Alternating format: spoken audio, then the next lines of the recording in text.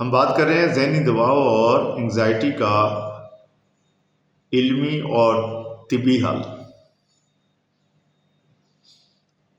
کیا آپ جانتے ہیں کہ دنیا کی 70% جسمانی بیماریوں کی جڑ دراصل ہمارے ذہن میں چھپا ہوا تناؤ ہے؟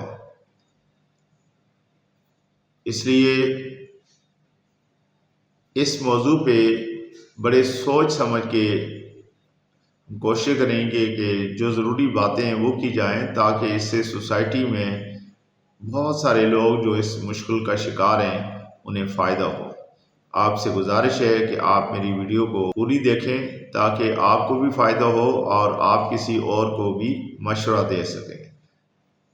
اگر آپ کو میری یہ باتیں پسند آئیں تو آپ میرے چینل کو ضرور سبسکرائب کریں اور ویڈیو کو لائک اور شیئر کریں، اس سے ہماری حوصلہ افزائی ہوگی۔ شکریہ۔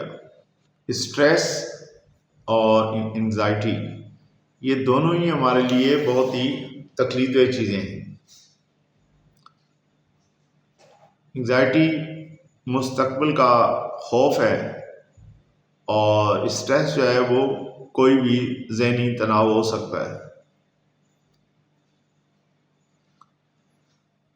لہذا اگر ہم توجہ سے اس کا علاج کرنا چاہیں تو ہومیوپیتھی اس کا بہت ہی کامیاب علاج مہیا کرتی ہے، اور اگر ہم اپنی کچھ عادات پہ توجہ دیں تو بہت جلد ہم اس مشکل سے چھٹکارا حاصل کر سکتے ہیں۔ کچھ علامات جو اس سلسلے میں ضروری ہیں، جن کو مریض عام طور پر نظر انداز کرتے ہیں، یعنی جس میں ہاتھ پاؤں کا ٹھنڈا ہونا یا پسینہ آنا، دل کی دھڑکن کا اچانک بڑھ جانا، اسی طرح سے نیند کا نہ آنا یا بار بار ڈر جانا، معدے کے مسائل جو دراصل ذہنی تناؤ کی وجہ سے ہوتے ہیں۔ تو ہومیوپیتھی اس سلسلے میں بہت زیادہ آپ کی مدد کرتی ہے۔ یہاں آپ کی مہارت کے لیے ہم کچھ ادویات کا ذکر کریں گے جو علامات کے مطابق کام کرتی ہیں۔ ایکونائٹ ایک ہماری دوا ہے، اچانک ہونے والے شدید خوف اور موت کے ڈر کے لیے بہت فائدہ مند ہے۔ ایک اور دوا ہے آرجنٹم نائٹرکم۔ امتحانی خوف ہو یا کسی تقریب میں جانے سے ڈر لگتا ہو تو اس سے پہلے آپ ایک خوراک لے لیں۔ اسی طرح سے اگر انگزائٹی بہت زیادہ ہے تو اگنیشیا ایک دوا ہے، کسی صدمے اور دکھ کے بعد ہونے والے ذہنی تناؤ کے لیے بڑی فائدہ مند ہے۔ کالی فوس ایک دوا ہے، ذہنی تھکن اور اعصابی کمزوری کے لیے بہترین فائدہ دیتی ہے، بلکہ ایک ٹانک کا کام کرتی ہے۔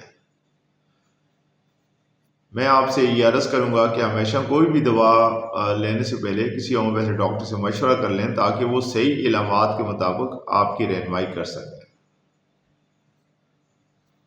اسی طرح سے طبی علاج کے ساتھ ساتھ طرز زندگی میں تبدیلی بھی بہت ضروری ہوتی ہے۔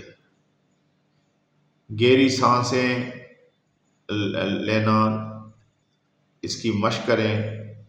رات کو سونے سے 1 گھنٹہ پہلے موبائل فون کا استعمال ترک کر دیں۔ اسی طرح سے جو آپ کو دوائیاں دی گئی ہیں، بتائی گئی ہیں، ان کا صحیح استعمال کریں۔ اس سلسلے میں آخر میں عرض کروں گا کہ دماغ کو سکون دیں، جسم خود بخود صحت مند ہو جائے گا، اور اگر آپ ہر وقت دماغ پہ بوجھ ڈالیں گے تو جسم پریشان رہے گا۔ آپ اپنے آپ سے پوچھیں، آپ کمنٹس میں یہ بتا سکتے ہیں کہ اگلا کوئی ٹاپک آپ کو پسند ہو تاکہ میں اس پہ مزید اسی طرح کی ویڈیو بنا کے آپ کی مدد کر سکوں۔ اگر آپ کو میری باتیں اچھی لگیں تو میرے چینل کو ضرور سبسکرائب